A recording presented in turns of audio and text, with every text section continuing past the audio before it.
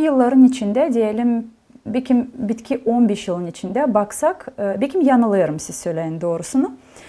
Sanki Türkiye şirketleri, Türkiye devletinden iş adamları gelen buraya sanki daha çok kendi firmalarını Moldova kasabalarında hem de büyük köylerinde kuruyorlar. Evet, böyle bir iş var mı ortada? Daha çok Kişinev'de, doğrudur. Maalesef doğrudur. Gagauzya niçin? Niçin? Çünkü olumsuz tecrübeleri olmuş. Bunu açık bir sır diyeyim, söylemek durumundayız.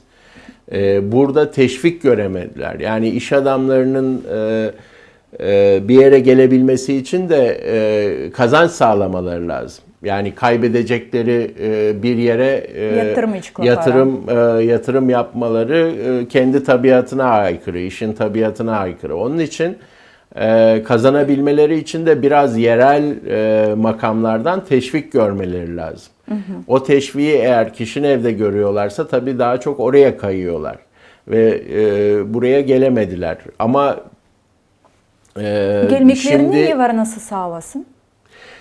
İşte onlara birazcık bir teşvik göstermek lazım. Birazcık yardımcı olmak lazım. Kanun tarafından. Evet, kanun tarafından, tarafından, yönetim tarafından, evet, vergiler bakımından. En azından mesela diyeceksiniz ki ilk 3 yıl, 5 yıl ve birçok ülkede, biz Türkiye'de de bunu yapıyoruz. Hı hı. Yabancı yatırım çekmek için yabancı yatırımcılara diyoruz ki 5 yıl vergiden muafsınız. Yani bütün bu eğer teşvikler olur ise sanıyorum bu artacaktır ama şimdi biraz bunun işaretleri var. Hı hı. Ben bundan büyük memnuniyet duyuyorum.